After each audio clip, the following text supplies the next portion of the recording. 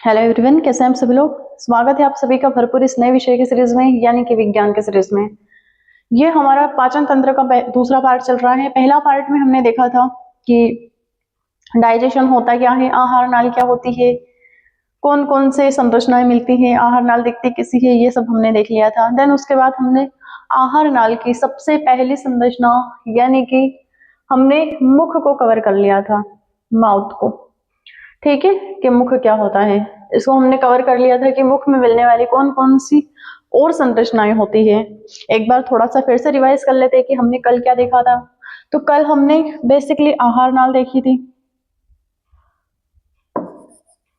कि आहार नाल होती क्या है। ठीक है, तो आहार नाल क्या है, तो नलिकानुमा संरचना होती है आहार नाल। ठीक है, हमने कल क्या देखा है कि आहार नाल क्या होती है, तो नलिकानुमा संरचना होती है आहार नाल, ये हमने देख लिया था। उसके बाद आहार नाल में मिलने वाली सबसे पहली संरचना क्या देखी थी हमने, मुंह देखा था, जिसे हम क्या बोलते हैं, पाचन की पहली फैक्ट्री। ठीक है, ये भी देख लिया था। इसमें कौन कौन से अंग मिलते हैं, तो सबसे पहले मिलते हैं हमारे दांत। दांत भी हमारे कितने प्रकार के होते हैं, 4 प्रकार के, incisor, canine, pre molar and molar. ये हमने कंप्लीट कर लिया था। उसके बाद फिर हमने देखी थी जीभ, जीभ, जबान, टंग, ये देख लिया था। इसमें भी अलग अलग पार्ट होते हैं हमारी जबान में, कौन से हिस्से में कौन सी स्वाद कलिकाएं मिलती है, ये भी हमने देखा था। ठीक है, अब इसके बाद हम क्या देखेंगे, हमने फिर एक स्ट्रक्चर देखा था, यवला। यवला देखा था कि यवला क्या होता है, तो ये एक लटका हुआ स्ट्रक्चर होता है जो भोजन को मार्ग प्रदान करता है। ठीक है, रात में सोते समय इसकी लंबाई बढ़ती है और ये हमारे कठोर तालु से टकराता है, तो हमारे अंदर खराटे की आवाज आती है। ठीक है, ये हो गया। अब इसके बाद हमने क्या देखा था, फिर हमने ग्रसनी और अन्न नलिका देखी थी, यानी कि इसोफेगस। ये इसोफेगस क्या होती है, तो ये भोजन को, ये भी हमने देखा था कि ये भोजन को अंदर धकेलने का काम करती है, यानी कि ये भोजन को अंदर तक ले जाती है। इस ग्रसनी के ऊपर, इस इसोफेगस के ऊपर एक स्ट्रक्चर मिलता है जिसे हम बोलते हैं एपिग्लोटिस। वो क्या होता है, वो हमारे ट्रेकिया और ग्रसनी को अलग करता है। यानी कि ट्रेकिया हमारा आगे होता है, हमारी वेंट पाइप आगे होती है, देन हमारी जो फूड पाइप होती है जिसे हम इसोफेगस बोलते हैं, वो पीछे की ओर होती है। जैसे ही हम भोजन ग्रहण करते हैं तो जो इसोफेगस का ढक्कन होता है वो डायरेक्ट हमारे ट्रेकिया पर लग जाता है, ताकि हमारा जो भोजन है वो ट्रेकिया के अंदर न चला जाए। ठीक है, उसके बाद हमने देखा था कि हिचकी कैसे आती है, वो भी हमने देख लिया था। अब आज हम देखेंगे सबसे मेन स्ट्रक्चर और सबसे इंपॉर्टेंट क्या है, हमारा स्टमक। आज हम स्टमक के बारे में देखेंगे, फिर देखेंगे छोटे आंत के बारे में, उसके बाद हम देखेंगे बड़ी आंत के बारे में। इसी प्रकार से हमारा पूरा आहार नाल कंप्लीट हो जाएगी। फिर अगले लेक्चर में हम देखेंगे कि हमारी पाचन ग्रंथियां कौन कौन सी होती है जिनकी वजह से हमारा भोजन पचता है। तो आइए देखते हैं कि स्टमक में क्या क्या मिलता है। तो देखते हैं कि आमाशय क्या होता है। सबसे पहले लिख लेते हैं आमाशय। ये क्या होता है, यह आहार नाल की सबसे बड़ी संरचना होती है। यह आहार नाल की सबसे बड़ी संरचना होती है। ये क्या हो गया, यह आहार नाल की सबसे बड़ी संरचना होती है, सबसे बड़ी संरचना होती है, संरचना होती है। इसमें होता क्या है, फूड पाइप, यानी कि हमारी इसोफेगस से भोजन आता है और डायरेक्ट यहाँ पर चला जाता है इस स्टमक में। यानी कि इसका जो आकार होता है, ये भी लिख लेना कि यह जे आकार का होता है, इसका जे शेप होता है, यह जे आकार का होता है। अब जैसे ही खाना यहाँ पर आता है, बड़ी मात्रा में यहाँ पर क्या हुआ, क्या मिला हुआ होता है, हमारे स्टमक में क्या भरा पड़ा मिलता है, हमारे स्टमक में बड़ी मात्रा में HCl मिलता है। HCl क्या करता है, ताकि भोजन में जो भी हम बैक्टीरिया ग्रहण कर लेते हैं वो सब के सब आकर यहाँ पर आकर मर जाते हैं। ठीक है, तो यहाँ पर क्या होता है, भोजन का कॉयम बनता है, यानी कि कोलन बनता है भोजन का, हमारे भोजन का। जैसे ही हमने भोजन खाया और यहाँ पर अर्ध पाचन होता है, पूर्ण पाचन नहीं होता है। जैसे ही हमने भोजन खाते हैं और हमारे स्टमक में भोजन आता है तो HCl में घुल जाता है। यहाँ पर बड़ी मात्रा में क्या मिलता है, हमारा HCl मिलता है इस स्टमक में। और जैसे ही हमने भोजन किया, इस स्टमक की जो मसल्स होती है वो कॉन्ट्रैक्शन और रिलैक्शन करती है, ताकि वो जो गैस्ट्रिक जूस होता है इसका अम्लीयता, इस HCl जो भरा पड़ा मिलता है हमारे स्टमक में, वो इसको तोड़ते हैं इस भोजन को और फिर आगे की ओर धकेलते हैं। तो ये क्या करता है, बॉडी का प्रीमियम मिक्सचर ग्राइंडर बोलते हैं, यानी कि जितना भी हम भोजन ग्रहण करते हैं वो सब इस HCl, इस आमाशय में क्या मिलता है, हमारा HCl मिलता है, हाइड्रोक्लोरिक एसिड मिलता है, जो बहुत ही ज्वलनशील होता है। इतना ज्वलनशील कि हम HCl में कोई वस्तु भी यदि डाल दे तो वो पूरी जल के नष्ट हो जाती है। तो फिर हमारा पेट क्यों नहीं जलता है इसी HCl से? क्योंकि ये जो हमारे आमाशय की ये परत मिलती है, ये वाली जो परत मिलती है, ये म्यूकस की बनी हुई होती है, और वो जो म्यूकस होता है वो क्या करता है, इस HCl से आमाशय की परत को बचाता है। ठीक है, इस आमाशय में क्या मिलता है, आमाशय की जो परत होती है वो म्यूकस की बनी हुई होती है, प्रोटीन की बनी हुई होती है, जो इस HCl से आमाशय को घाव ना लगे, उस HCl की जो म्यूकस की जो परत होती है वो HCl से बचाती है। ठीक है, तो क्या होता है, इसमें भोजन जितना भी आता है सब HCl में मिल जाता है। यहाँ पर बड़ी मात्रा में HCl मिलता है। ठीक है, कभी कभी HCl क्या होता है, ज्यादा बढ़ जाता है हमारे स्टमक में। किस वजह से, कि कभी कभी जो HCl होता है वो हमारी इसोफेगस में भी लग जाता है, जिसे हम बोलते हैं कि हमारे पेट में छाले हो गए या फिर अल्सर हो गए, क्योंकि HCl उछलकर हमारी इसोफेगस में लग जाता है, तो हमारी इसोफेगस में भी घाव पड़ जाते हैं इसी HCl की वजह से। तो यहाँ पर क्या होता है, भोजन जैसे ही आता है स्टमक में चला जाता है, यहाँ पर भोजन मिनिमम 2.5 से 3 घंटे तक रहता है।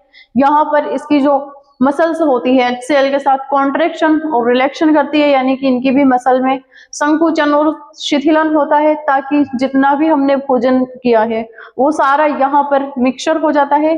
देन उसके बाद वो अर्ध द्रवित हो जाता है, और वही जो अर्ध द्रवित भोजन होता है वो इस छोटी आंत में चला जाता है। ठीक है, जिसे हम क्या बोलते हैं, एंट्रम। ये जो भोजन होता है वो एक एंट्रम मार्ग बना लेता है और यहाँ पर चला जाता है, ये छोटी आंत का हिस्सा हो गया। अब देखते हैं कि छोटी आंत होती क्या है। स्टमक में देख लिया हमने कि स्टमक में जैसे ही भोजन अंदर आता है यहाँ पर बड़ी मात्रा में HCl रखा हुआ मिलता है। किस लिए, ताकि हम कोई बैक्टीरिया ग्रहण ना कर सके।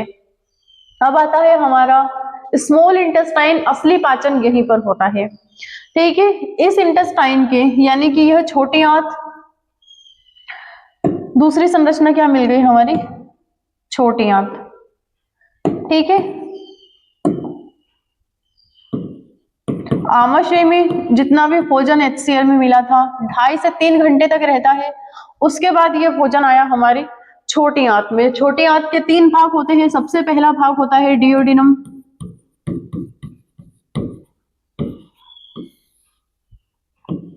दूसरा होता है जेजुनम, और तीसरा होता है इलियम। इस छोटी आंत में क्या पाए जाते हैं, इस छोटी आंत में छोटे छोटे सूक्ष्मांकुर पाए जाते हैं। इसकी लंबाई लगभग कितनी होती है, तो लिख लेना, इसकी जो लंबाई होती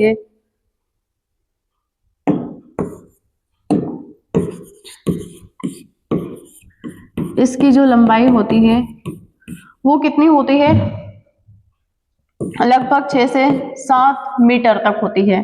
ठीक है, लेकिन फिर भी इसे छोटी आंत क्यों बोला जाता है, क्योंकि इसका व्यास कम होता है, इसका व्यास कम होता है। यहीं पर इसी छोटी आंत में पूर्ण पाचन हो जाता है। ठीक है, इसी छोटी आंत में पूर्ण पाचन हो जाता है, पूर्ण पाचन हो जाता है। ठीक है, यही जो छोटी आंत हमारी है इसी में पूर्ण पाचन हो जाता है। और ये जो हमारी छोटी आंत है इसमें छोटे बीच बीच में कहीं पर हमें होल दिखाई देते हैं। इन्हीं होल के अंदर, इन्हीं स्ट्रक्चर के अंदर एक नया स्ट्रक्चर खोजा गया है, जेली लाइक स्ट्रक्चर खोजा गया है, हाल ही में 2018 में खोजा गया है। उसे हम क्या बोलते हैं? मिजेंटरी। छोटी आंत में एक ये नया अंग मिलता है जिसे हम क्या बोलते हैं? मिजेंटरी। कोई पूछे कि मिजेंटरी क्या है, तो छोटी आंत का एक नया अंग है, इसे हम क्या बोलते हैं? मिजेंटरी बोलते हैं। ये एक प्लाज्मा या फिर जेली जैसा स्ट्रक्चर खोजा गया है 2018 में। तो छोटी आंत के कितने भाग होते हैं? डियोडिनम, जेजुनम और इलियम। सबसे पहले आमाशय में 2.5 से 3 घंटे तक भोजन रहा, फिर अगर वो छोटी आंत में जाता है तो इसके पहले पार्ट में जाता है, यहां तक हमारा स्टमक आ जाता है। फिर इसके बाद यहां से इतना इतना जो पार्ट होता है इसका, इसमें चला जाता है डियोडिनम में। ठीक है, वहां पर पाचन होता है, वहां पर कार्बोहाइड्रेट का पाचन होता है, वसा का पाचन होता है और प्रोटीन का पाचन होता है। ठीक है, यहाँ पर रहता है। उसके बाद लगभग 1 से 1.5 घंटे तक यहाँ पर रहा। उसके बाद क्या होता है? फिर दूसरे भाग में आता है, इल जेजुनम वाले भाग में। यहाँ पर भी क्या होता है? इस जो डियोडेनम वाला पार्ट होता है हमारी छोटी आंत का, इसमें हमारे लीवर से, यानी कि लीवर के पित्ताशय से पित्तरस निकलता है और अग्नाशय से पेनक्रियाटिक जूस निकलता है।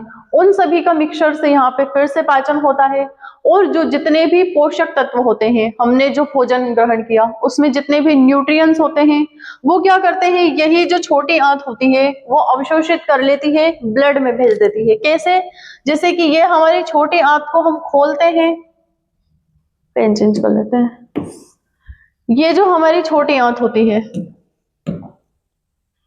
इसको हमने खोला, नलिकानुमा संरचना होती है, इसको हमने खोला और यहाँ पर छोटे छोटे छोटे छोटे एक सीलिया जैसे माइक्रोविली होते हैं।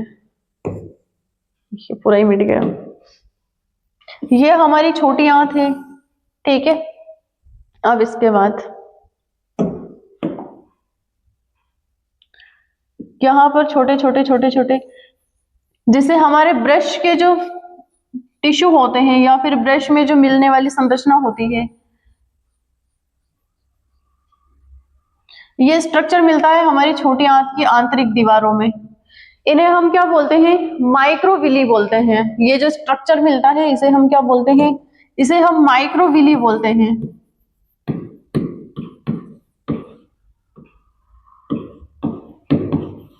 माइक्रोविली बोलते हैं। ये क्या करती है?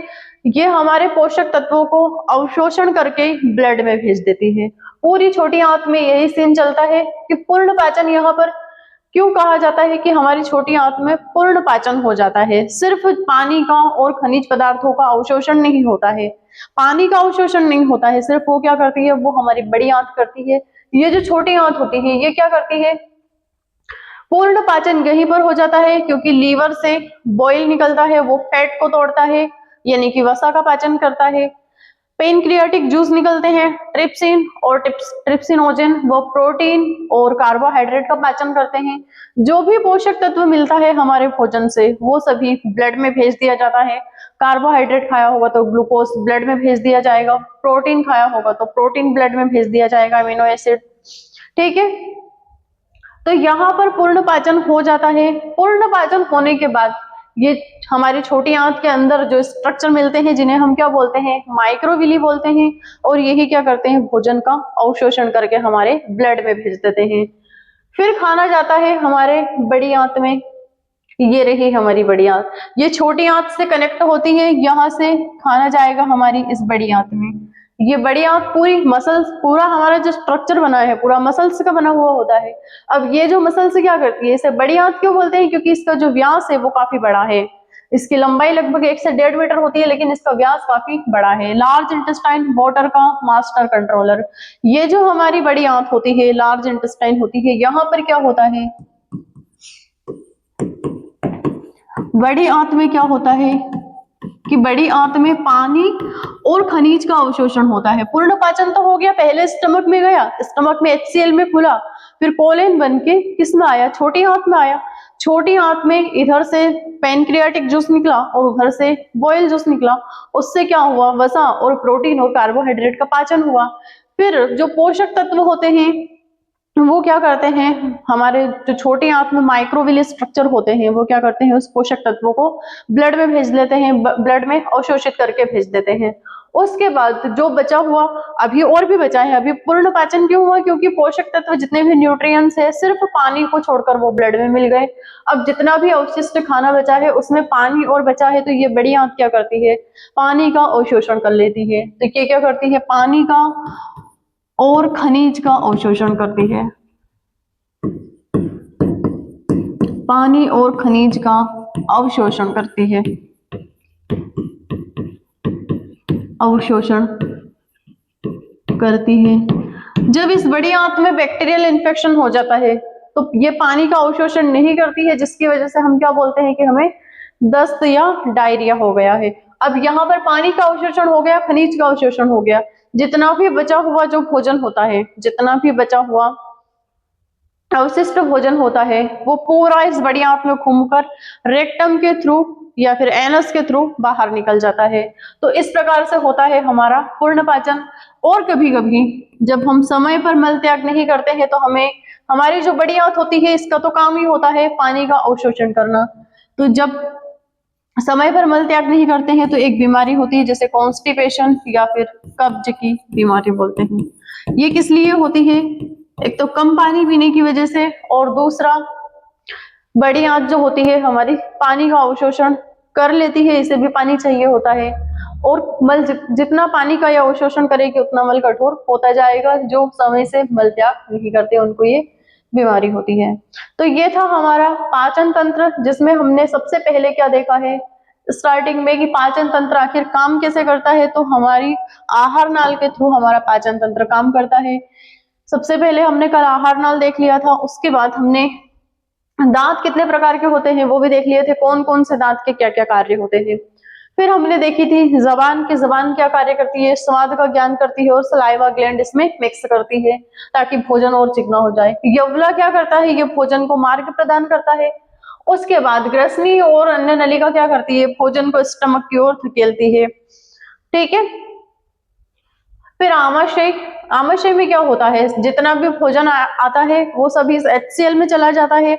यहाँ पर लगभग 2.5 से 3 घंटे तक भोजन रहता है। उसके बाद पूरा कोलन बन के हमारी छोटी आंत में चला जाता है। छोटी आंत में क्या होता है, यहाँ पर पूर्ण पाचन हो जाता है छोटी आंत में। इस छोटी आंत में छोटे छोटे माइक्रोविल स्ट्रक्चर होते हैं जो जितना भी हमने भोजन ग्रहण किया है उसको अवशोषित कर लेते हैं। ठीक है, और ब्लड में भेज देते हैं। फिर आती है इसकी लंबाई कितनी होती है, तो 6 से 7 मीटर लंबाई होती है, लेकिन फिर भी हम इसे छोटी आंत क्यों बोलते हैं, क्योंकि इसका व्यास बहुत कम है। यहीं पर पूर्ण पाचन हो जाता है। फिर बड़ी आंत में क्या होता है, जितना भी अवशिष्ट पदार्थ होता है उसमें से पानी और खनिज का यह अवशोषण कर लेती है और वेस्ट मटेरियल को बाहर भेज देती है एनस के थ्रू। तो इस प्रकार से हमारा पाचन तंत्र हो गया है, यानी कि हमारे शरीर में भोजन ऐसे काम करता है, ऐसे हमें न्यूट्रिएंट्स मिलते हैं, ऐसे हमारे शरीर में ऊर्जा बनती है। तो ऐसे इंटरेस्टिंग टॉपिक को देखने के लिए क्लास को देखते रहिएगा, पढ़ते रहिएगा। बाय, गुड डे, धन्यवाद। एंड क्लास कैसी लगी वो कमेंट में जरूर बताना, और कल किस टॉपिक पर हम चर्चा करेंगे वो भी कमेंट में जरूर बताना। धन्यवाद।